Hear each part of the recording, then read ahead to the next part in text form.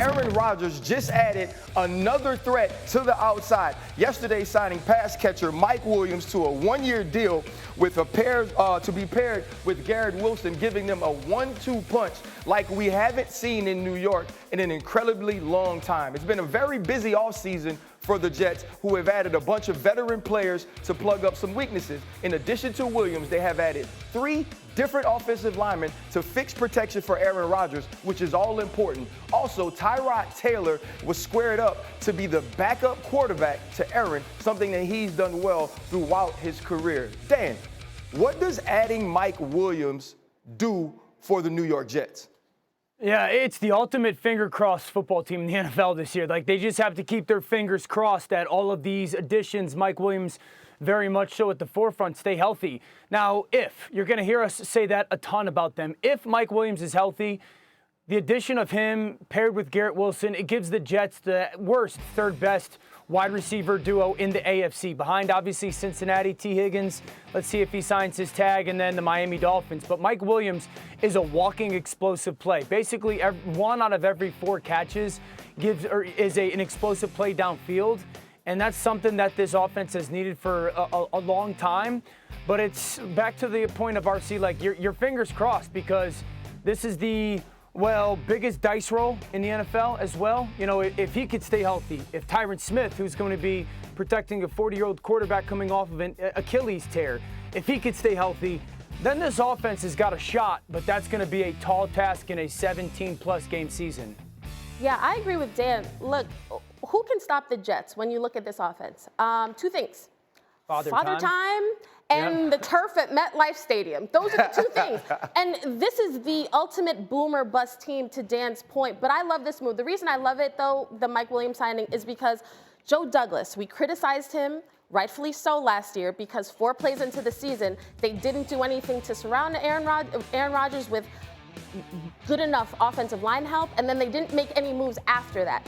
Well, he's done the opposite this year. Don't know how it's going to turn out, but at least Mike Williams came in the door, got that Taylor ham, egg, and cheese sandwich from one of the Jets fans, and it was good. And that showed before this man leaves the building, he's signing with us. And that's the aggressiveness that I like to see from the Jets. I mean, if you're Joe Douglas, you put everything on Aaron Rodgers' shoulders last year coming into the season. And if you listen to guys like Sauce Gardner, even McCole Hardman, who was with the Jets early on in the season, Nathaniel Hackett wasn't building an offense that it didn't matter who played quarterback. Right. He built an offense for Aaron Rodgers. And if you're Joe Douglas, it's about protecting him and giving him skilled players on the outside to throw to. Dan, what grade would you give the New York Jets on this offseason? Yeah, so far it's an A, but it's written in pencil, certainly not written in pen, because, you know, again, there is such a unknown with how much those guys are going to play. I mean, it starts with Aaron Rodgers. I firmly believe that he's going to show up and not skip a beat play-wise, but I don't know, because I don't know how often we have, empirical data of a quarterback 40 years old coming off of the Achilles tear. You know, we have to see what Tyron Smith's health is going to be. If Tyron Smith is healthy and plays a ton of games, it's a massive upgrade at left tackle. If Mike Williams is healthy and plays a ton of games, it's a massive upgrade at the wide receiver spot outside of or opposite Garrett Wilson. So the addition of these offensive line pieces certainly play its part, but they got to all stay healthy and play together. That is what's plagued this football team ever since Aaron Rodgers became part of it. Yeah. But that's the scary part to me. It's a ton of ifs when we talk about the New York Jets. It's if this guy is healthy, if this guy can play to the potential that we used to see him play at, and we haven't seen a ton of these guys be that in a couple of years. Or Aaron Rodgers, period, in the Jets uniform. Yeah. Yes. But Aaron Rodgers in the Jets uniform, does it make this team a Super Bowl contender? Ooh, wow. You know, I thought you were going to give me like a lower bar to clear. No. That's no fun. No. Super Bowl contender, no. No, I don't see it. That's a bridge too far. I'm not willing to cross that. I think they can definitely win the division. But again, a lot of ifs. If everybody stays healthy from top to bottom, starting with the quarterback, division, win a playoff game. But I think the AFC is so stacked. Right. That is what works against the Jets. Aaron Rodgers could have a phenomenal season, but you got a C.J. Stroud, you got a Lamar, you got a Joe, Josh Allen, all these. It's a murderer's row when it comes to the QBs in that conference. But Dan, wasn't Aaron Rodgers brought to New York to win the Super Bowl? And how long do they have to not be contenders? Oh, he was absolutely brought there to win a Super Bowl. And going into week 1 last year when he walked there, ran out on Monday Night Football, they were Super Bowl contenders. They absolutely are Super Bowl contenders. They're a better football team roster-wise and talent-wise today than they were week 1 of last football season. But it's the caveat, RC. You know what I'm saying? Listen, if we can fast forward 9 months and they all stay healthy, or all those pivotal pieces stay healthy, there's no question that this football team is a Super Bowl contending football team.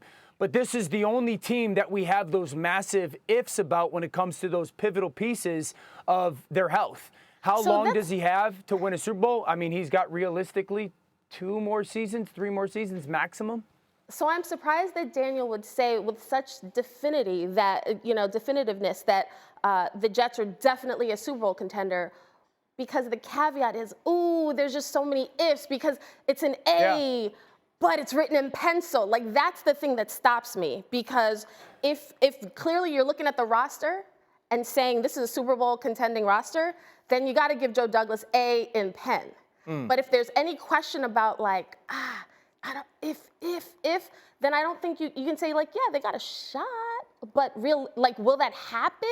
I don't know. So I can't say it with my chest like that. Yeah, there's 2 things I'm sure of. Last year's roster wasn't a Super Bowl roster, and that Joe Douglas did a ton to improve that roster for this year. Okay, here we go, guys. Back to Dan and quick reads. As you're studying these draft quarterbacks, Dan, starting with Jayden Daniels, what stood out for you? Yeah, he's a tactician with elite athleticism. I think he's got the fastest eyes in this draft.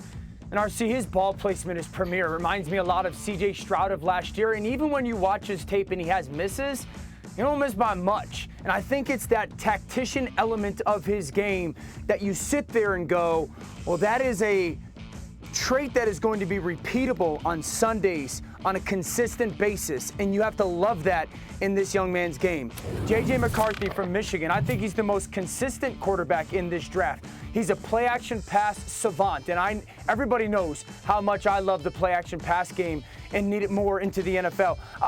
Now, I want to be honest. There's games where you sit there and go, he only makes 4 or 5 throws. He's only asked to make 4 or 5 throws, and every ball seems so often be thrown as hard as it can. What I want to see more is a little bit more love, a little bit more touch on the football. And then by all reports, who will be the #1 pick in a pro day today in Caleb Williams. If there's a big play there, this young man wants to make it. If there's a big play there, this man is capable of making it. He's a magician with the football and so often chasing and or hunting big plays. And you absolutely love that element of his game. Sometimes it gets himself into trouble, certainly in college football, and it absolutely will in the NFL. But he is a walking highlight reel at the quarterback spot.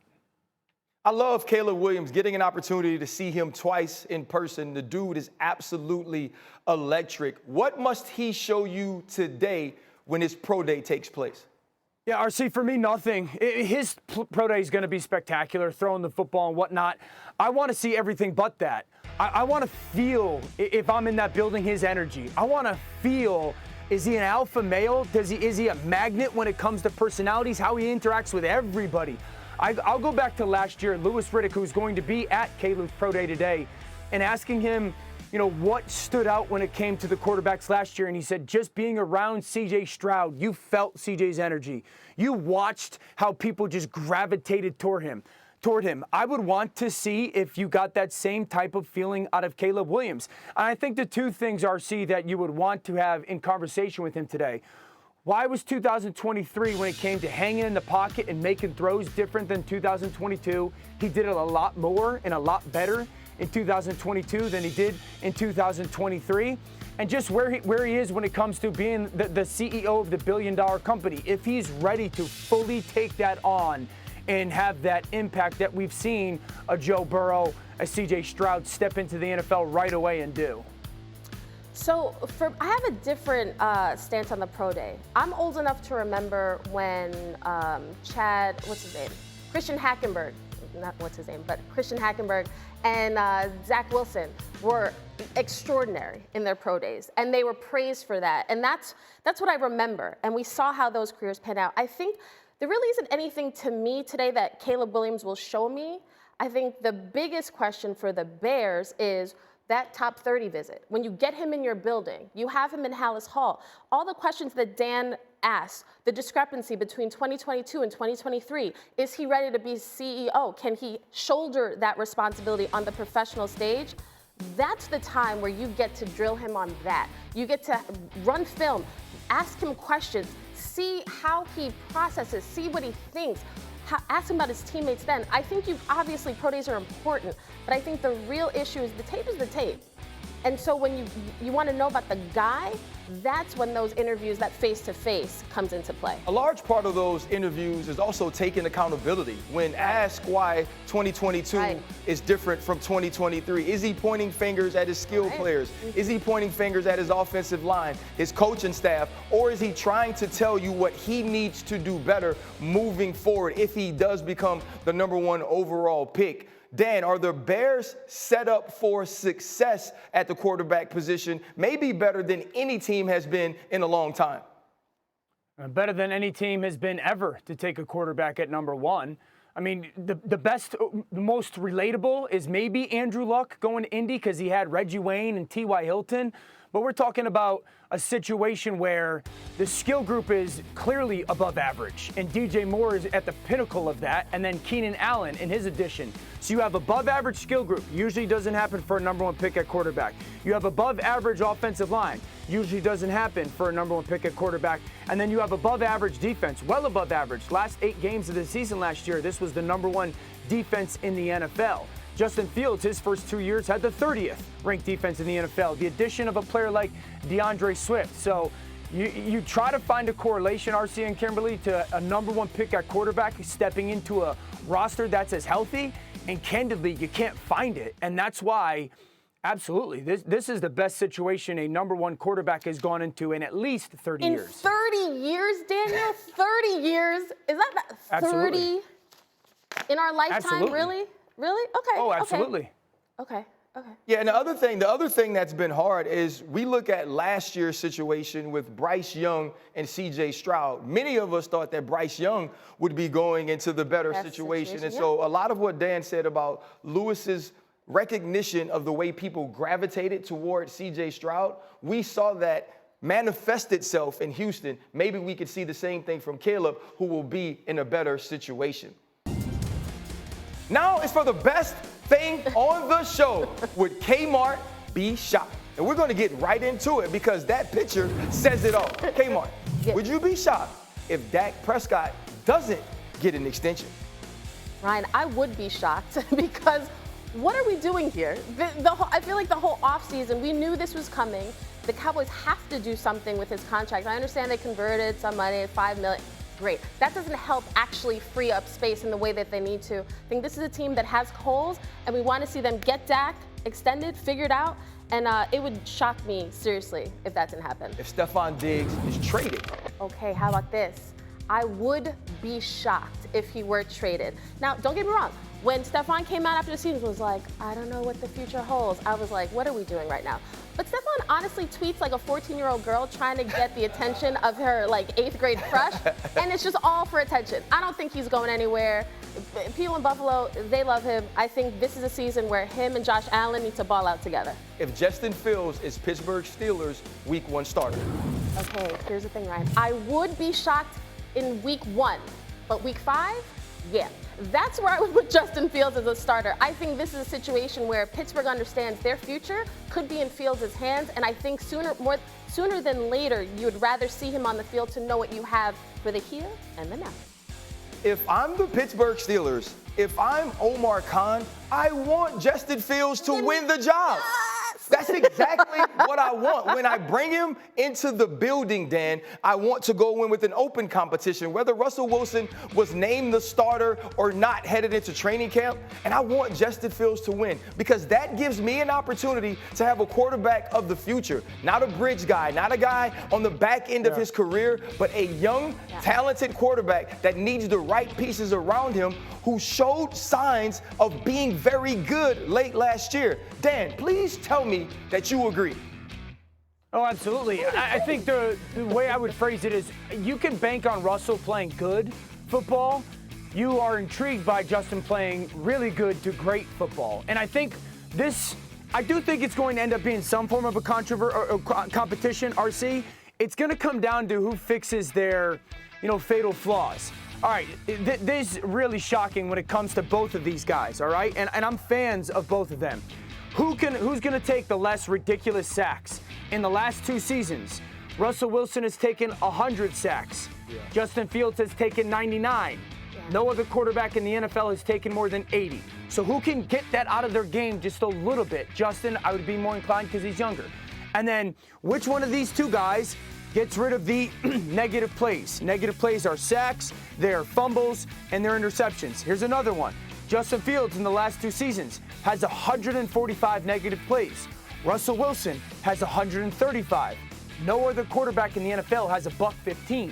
So you're intrigued, you're encouraged, but which one of those guys gets rid of those fatal flaws of their games more consistently? My vibe, bro. That not only is going to be the starter, I think that's going to be the guy that makes Pittsburgh meaningful in December.